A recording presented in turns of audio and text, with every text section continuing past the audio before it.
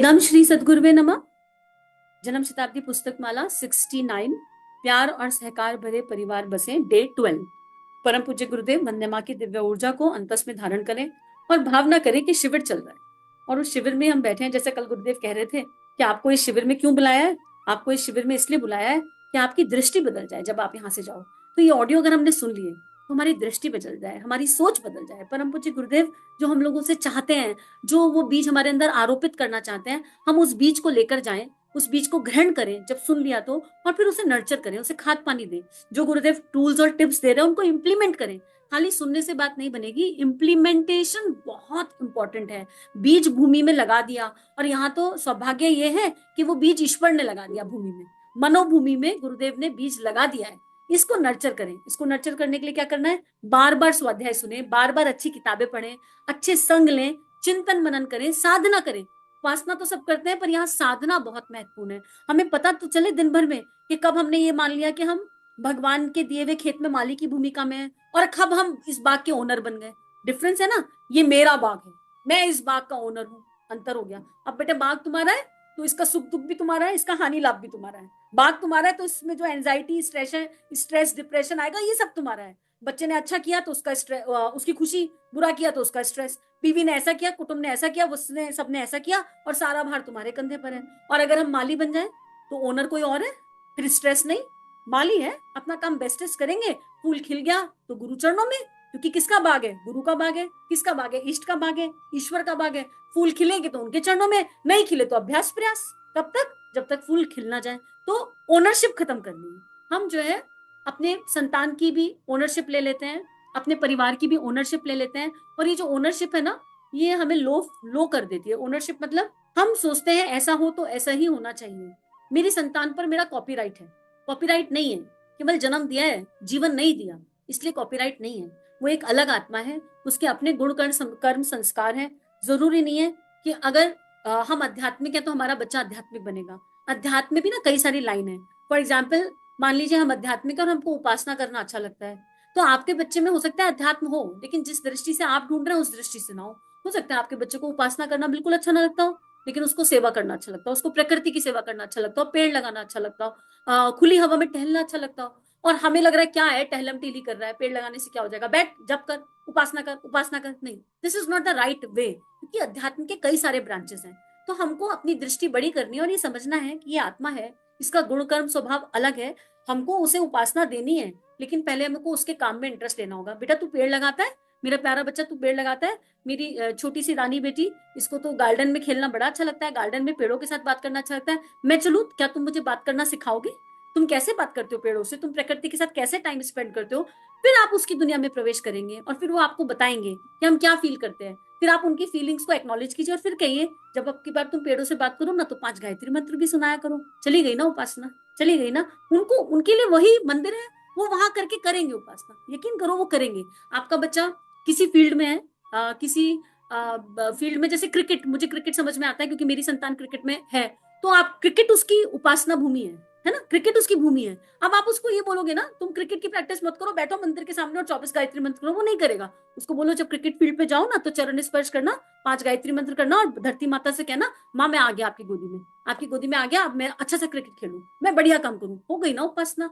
दृष्टि को बड़ा करना पड़ेगा, सोच को विस्तारित करना पड़ेगा। उपासना का मतलब ये नहीं है कि जैसा जिस ढर्रे पर जिस तरह हम कर रहे हैं उसी तरह हमारी संतान करे या उसी तरह हमारा परिवार करे। अब यही रूल अप्लाई होगा परिवार के सारे मेंबर्स पर। आपका तरीका आंख बंद करके करने का हो सकता है आपके हस्बैंड का तरीका वो ना वो कर्मयोगी हो सकता है, ये संभावना है। तो हमें हर संभावना को देखना है, हर संभावना को जानना है, और जो जिस तरह कर रहा है उसके तरीके में प्रेम से प्रवेश करना है, और प्रेम से उनको एक्नॉलेज करना है, उनकी बात करनी है, उनसे संवाद करना है, और फिर बताना है इस काम को करते हुए 5 गायत्री मंत्र कर दो। जैसे हम लोग भी तो पहले खाना बनाते थे, लेकिन गुरुदेव ने क्या किया, हमारे अंतःकरण में प्रवेश किया और कहा अब तक खाना बना रहे हो बेटा, अब प्रसाद बनाना। अब तक खाना बना रहे हो, अब प्रसाद बनाना, यहाँ गायत्री मंत्र कर लिया करो। और हमें कितने अच्छे से समझ में आ गई ये बात। जब तक गुरुदेव नहीं थे तब तक कहाँ समझ में आती थी, तब तक तो खाना ही बनता था, और खाना भी काम था बनाना। कभी गुस्से में बना रहे हैं, कभी लड़के बना रहे हैं, कभी मन नहीं है फिर भी बना रहे हैं, लेकिन अब प्रसाद बनता है तो एनर्जी कितनी चेंज हो जाती है, कितनी बदल जाती है। और फिर प्रसाद तो 2 दिन पुराना भी हो ना तो भी अच्छा लगता है। तो गर्म रोटी का तो चक्कर खत्म हो गया यहाँ पर, क्योंकि अब तो प्रसाद बन रहा है,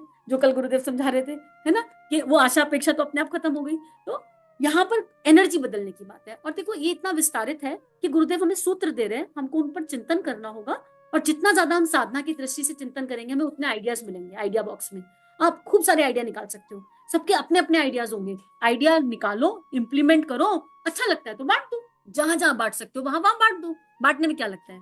तो गुरुदेव यही कह रहे हैं कि अब आप अपनी पत्नी का खून ना पिए, और पत्नियों से अनुरोध वो पतियों का खून ना पिए। गुरुदेव बिल्कुल क्लियर शब्दों में कह रहे हैं, आप गरम खाना खाते हैं ना, ऐसा कीजिए गरम लकड़ी के टुकड़े मुंह में रख लीजिए। आप गरम खाना खाते हैं तो ऐसा कीजिए गरम लकड़ी के टुकड़े मुंह में रख लीजिए, और रोटी खाते जाइए, बीड़ी पीते जाइए और रोटी खाते जाइए, आपकी रोटी बीड़ी का धुआं गर्म कर देगा। ये सब आपकी बुरी आदतें हैं। गरम खाना खाने का अभ्यास को बुरी आदत बता दिया गुरुदेव ने। आप सोचो, गुरु वाक्य ब्रह्म वाक्य, गुरु जी के प्रवचन के शब्द हैं ये जो आपकी बुरी आदतें हैं इन्हें इसी क्षण छोड़ दीजिए। तो उनकी आदत बिगाड़ी किसने? वो अकेले दोषी हैं क्या? नारियां दोषी नहीं है? हमें गरम ही खिलाना है क्या हम दोषी नहीं है? तो हम बराबर इक्वल ओनरशिप लेंगे। अगर हमारे घर में रोटी जाती ही नहीं किसी के अंदर ठंडी, तो हम इक्वल दोषी हैं। कुछ घरों में तो तीनों टाइम की सब्जी भी अलग बनती है। उचित नहीं है ये, उचित नहीं है ये।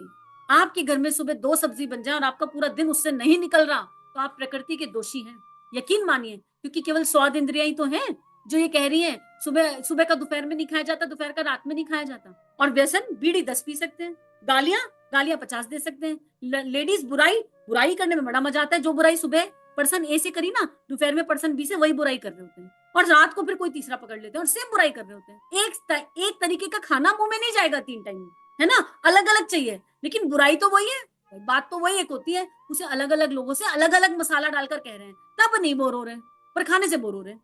तो ये प्रकृति के प्रति अन्याय है। ये उन लोगों के प्रति अन्याय है जिन्हें भोजन नहीं नसीब हुआ। इसमें खाना वेस्ट भी होता है, एक वेस्ट होता है। और एक और बता देती हूँ, बिल्कुल साफ प्रैक्टिकल एनर्जी। आपने सुबह कुछ फ्रेश बनाया, आपका बच गया। आपने दोपहर, क्योंकि आपको पता है अपने परिवार की आदत ऐसी डाल रखी है, अब तो कोई नई सब्जी बचेगी बनेगी। अब जब आप वो नई सब्जी बना रहे होते हैं ना एज अ फीमेल, तो आप थोड़ी कम बनाते हैं क्योंकि सुबह की बची हुई है, अरे ये बची हुई तो मैं खा लूंगी। और ये किया आपने अपने ऊपर, क्या किया? आत्मघाती हमला। आपने अपनी वैल्यू, अपना स्वाभिमान, अपना रिस्पेक्ट सब खत्म कर दिया।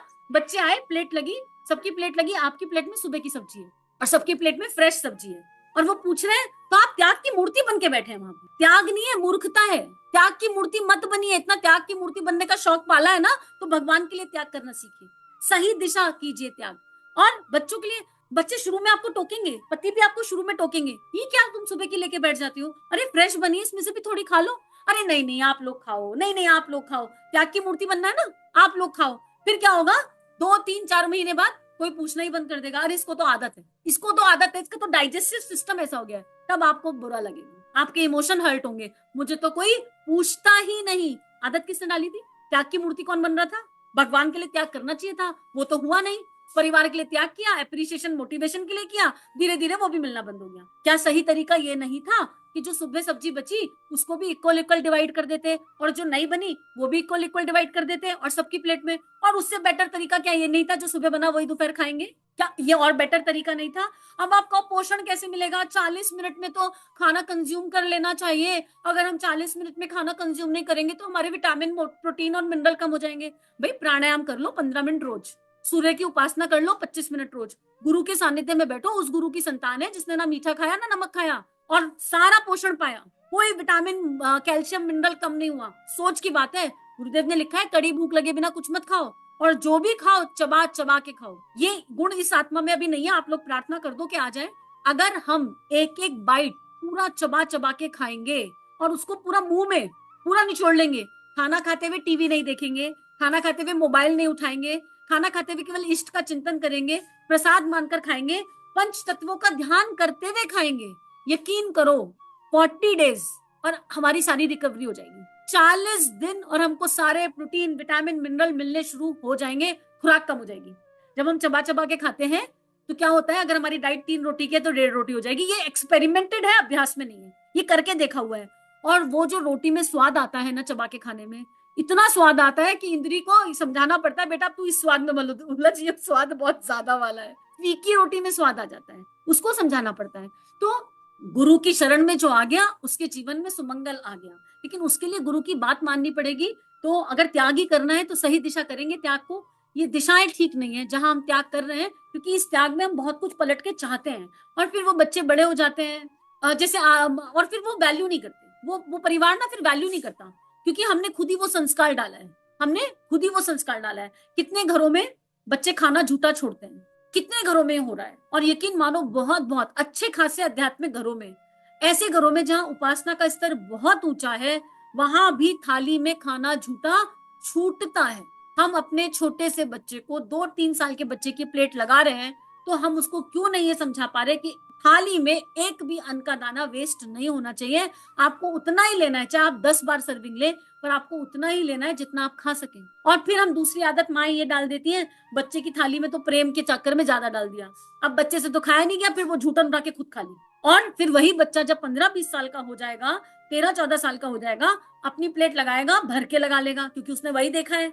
और फिर उससे खाया नहीं जाएगा तो आपकी तरफ खिसका देगा, मम्मी आप खा के खत्म करो। कितना अपमानित होगा वो, कितना अनुचित होगा। फिर वो अपनी वाइफ से भी ये अपेक्षा करेगी तुम खा लो बचा हुआ। क्यों भाई, क्यों क्यों हमने ये गलत संस्कार दिया? क्यों हम समझ नहीं पा रहे कि राइट पेरेंटिंग, राइट तरीका क्या है? हम क्यों, बचा हुआ खाने में कोई प्रॉब्लम नहीं है, साथ बैठ के खाना और बचा हुआ खाना अलग अलग बात होती है ना।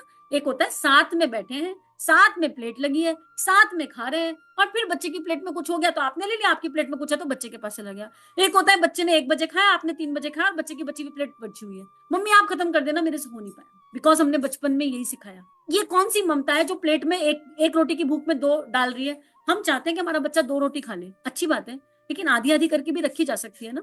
और फिर उसमें हम हीन भावना में चले जाते हैं, अरे बच्चे की खुराक 1 रोटी की है, और फिर हम कहते हैं हमारा तो कुछ खाता ही नहीं, हमारा तो कुछ खाता ही नहीं। फिर ये अफर्मेशन, फिर वो जो 1 खा रहा था वो आधी पे आ जाता है, क्योंकि हम अफर्मेशन ये डाल रहे हैं। प्लेट लगने से, खाना बनने से पहले सोच, हमारा वाला तो खाना ही नहीं खाता, हमारा वाला तो खाना ही नहीं खा रहा, हमारा वाला तो खाना ही नहीं खा रहा। दूध गैस पे रखने से पहले ये सोच लेते हैं पीता ही नहीं, पीता ही नहीं, क्या करें जी, पीता ही नहीं। 100 लोगों में बता रहे पीता नहीं। हो गई सच, हो गई सच। हमारा सबकॉन्शियस माइंड ये मान लेता है, ये चाहते ही नहीं कि इनके बच्चे को पोषण मिले।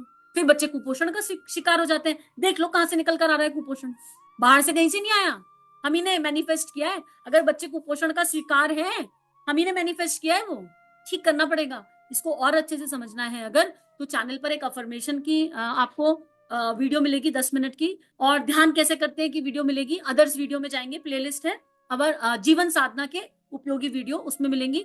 और मैं क्या हूँ, अगर मैं क्या हूँ का बेसिक शुरू के 15 ऑडियो भी समझ लिए, तो ये एनर्जी समझ में आ जाएगी कि कैसे गड़बड़ कर रहे हैं। अगर आपको इस एनर्जी को समझने के लिए और वीडियोस चाहिए, तो आप बताइए, आप चैट पर बताइए कि हाउ वी आर मैनिफेस्टिंग।